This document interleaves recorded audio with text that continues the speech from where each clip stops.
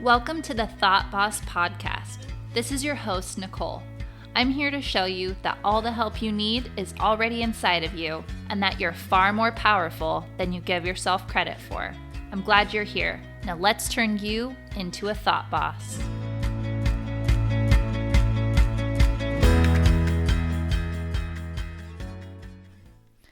Episode 2, How to Feel Your Feelings.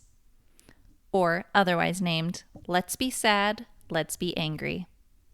Hey guys, I hope you enjoyed the first episode. It's just really a small introduction into this work. So today we're going to talk about feelings, or also emotions. Feelings are funny, right? They're kind of the thing that makes us human. Anytime someone is not being empathetic, we like to say, "What are you, a robot?" We like to feel as humans.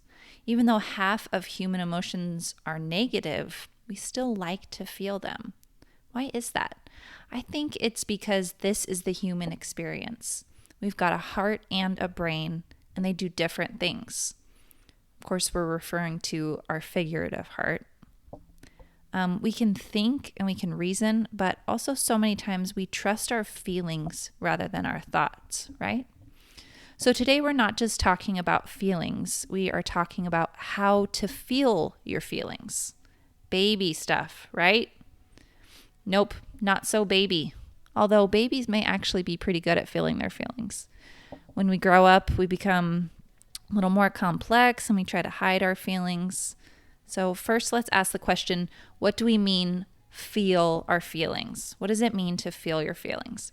Most of the time when a negative emotion comes up, we actually don't want to feel it.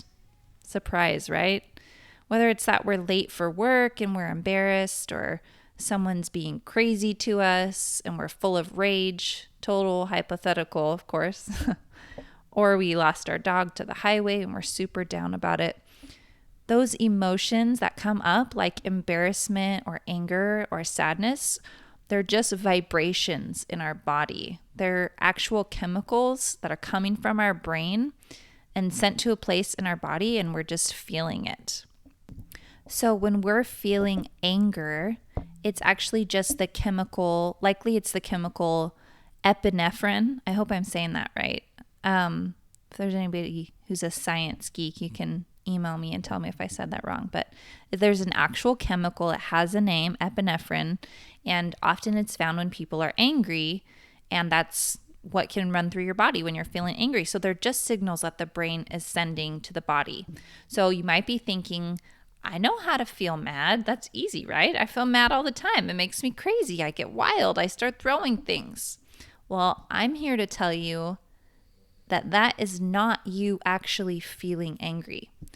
Do you know what you're doing? That chemical is releasing, and instead of feeling it, you're actually resisting it, or you're reacting to it. You're making it worse. Now, I'm not blaming you here. I'm just telling you what's going on in your brain. What do you do when you're angry if you're not supposed to throw things or go eat a pint of Ben & Jerry's? Well, you've got to feel it. Here's what feeling angry looks like. Feeling angry looks like you stopping or pausing, recognizing that you're feeling angry, and then getting in touch with your body.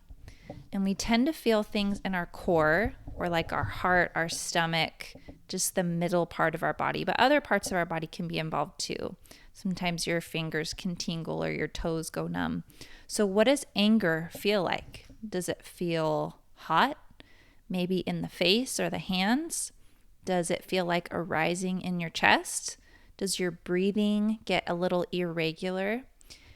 In order to feel a feeling, you have to turn off your brain and tune into your body. You just sit there and feel it. Now, I know this feels totally uncomfortable. That's why we don't want to do it, right? It's pretty uncomfortable to just sit with our emotions.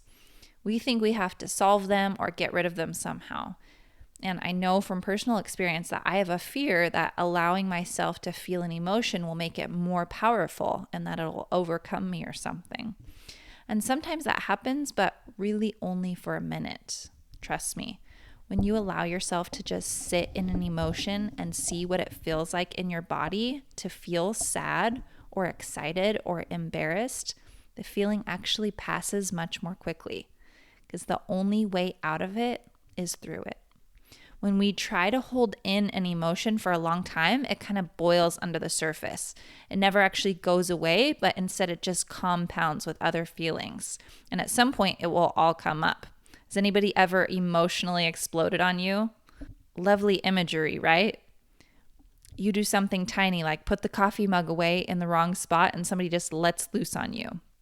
You think that's because of a tiny thought they were thinking about you in this coffee mug? Nope. It is just a whole bunch of emotions that they're trying to keep down and they finally spilled out. I love the way Jody Moore teaches this, that the feelings you're trying to repress are like holding a beach ball under the water. So difficult, right? Have you ever tried to do that? It takes tons of energy, and at some point, it's going to pop up. No matter what, at some point that beach ball has got to surface. And when it does, it really pops, right? It's all this bottled up pressure. It's not really healthy for anyone. Can you see that?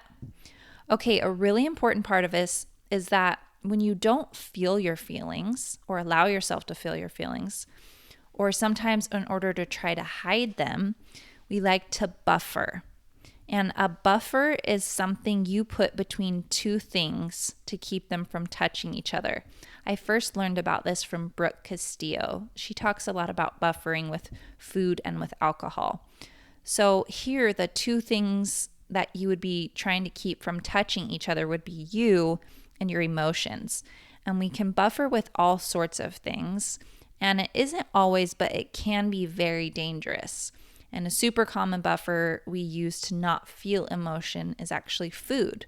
And I can see you nodding your head. You can think of times when you've been sad and you just have to go to the freezer and find some ice cream, or you had a long day. I know for me, sometimes I just need to find a piece of chocolate in the cupboard and it makes everything better, right? Everybody at some point, or maybe even right now, has done this or is doing this. Feeling sad? Here, have a cookie. Don't feel sad, just feel happy because of this cookie. You feeling angry? Go through the drive-thru and get an extra large soda and some French fries. We know that common phrase, food can fix anything, right? Now, I'm not saying that there's necessarily something wrong with this, but I think it can be helpful to recognize that emotional eating is not really helping us process our emotions. It's more helping us hide our emotions and stuff them down. So there are better ways for us to process our emotions. Interesting, but we kind of teach this to our kids from the beginning, right? You get a shot, here's a sucker. Scraped your knee, have a fruit snack. You might be saying, well, hey, it works, doesn't it? What's so bad about that? I don't know that it can be labeled as bad, but if you feel like it has a net negative effect on your life, or in other words, if it ends up hurting more than it's helping, then you may want to change it. A habit of eating when you're feeling bad is going to lead to some serious health problems if that's what you're doing to buffer all of your emotions. I know it really sucks to feel sad and disappointed and anxious or bored or worried, but if you get through them instead of pushing them away, you'll actually learn a lot about yourself, and likely you'll boost your confidence in your ability to feel anything. And if you're willing to feel any emotion, well, there's not really any stopping you when it comes to reaching your goals, because 100% of the time, we actually need certain emotions to drive us forward and create action. And not all of those emotions are positive, right? They might be doubt and fear and regret and confusion, and all those things are necessary in order for us to reach our goals, and we need them. So if we can just feel them and not fear them, I think we'll get a lot further. So if action is creating our results and feelings are fueling our actions, which they are, then being in touch with your feelings is going to be so much more helpful than trying to buffer them away or pretend that they don't exist. So did you know that we can even buffer positive emotions? Think of celebratory ice cream, a pizza party, date night dessert splurge. And I'm not saying to never do these things. All I'm offering is that it's a little bit uncomfortable to feel any feelings at all. But it is what makes us human. What if we just relished in the good emotions? What if instead of celebrating with food or alcohol, We let ourselves feel proud or excited or on top of the world, and that feeling itself was enough of a reward. Crazy to think about, right? I think there's something inside of our brains that says if we're not moving on, if we're not instantly rewarding ourselves with something on the outside, then the feeling doesn't really count, right?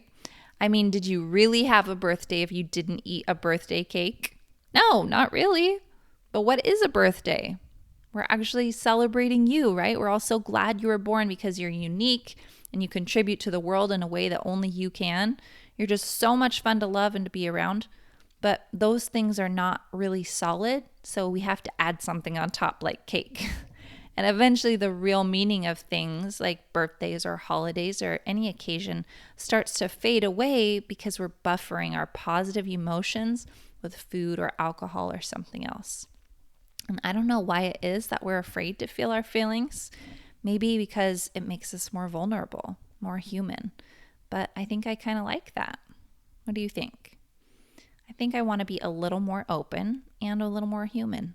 I want to feel something. I want to be present for my own life. So one last note on feeling our feelings. Did you know that there are not really good and bad feelings?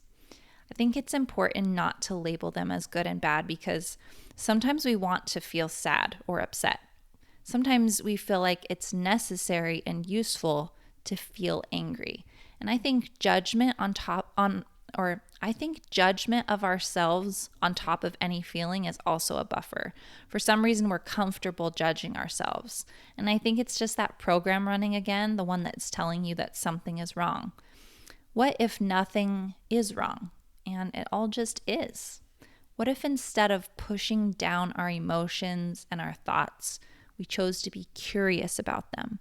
And what if we chose to just love ourselves because we're capable of so many emotions? Isn't that neat that we're so complex and beautiful and deep? I think it's really cool. This week, maybe do some experimenting on feeling your emotions. Just be a quiet observer. Don't layer on any shame or any guilt. Just take a look at your thoughts and say something like, oh, that's interesting that I'm thinking that, or that's interesting that I'm feeling that. And let yourself feel hurt or scared or lonely. And look for that feeling in your body. Give it a shape and a color and a texture and just feel it. It's part of you, and all of you is good. At first, it's going to be uncomfortable, and you are probably not going to like it at all. But I invite you to sit with the discomfort and maybe ask for some guidance from God or the universe, and thank that emotion for being with you. And then let it pass when it's ready. Even though this podcast is about controlling our thoughts, it's also a lot about letting go of control. It feels a lot better to just see what is and to let it be there. Get in tune with your own body and ask yourself what you're feeling. Love you guys. See you next time. Hey, thanks for listening. For more help with specific problems, visit thoughtbosscoaching.com and submit your question. I'll be answering questions every week in a free call. Sign up before you miss it.